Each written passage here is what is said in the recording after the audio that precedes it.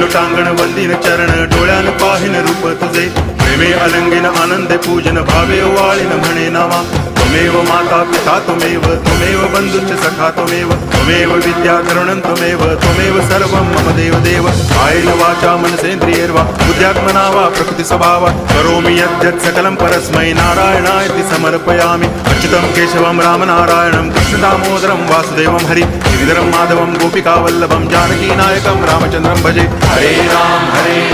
Ram Ram Hare Hare Hare Krishna Krishna Krishna Hare Hare Hare Ram Ram Ram Hare Hare Hare Krishna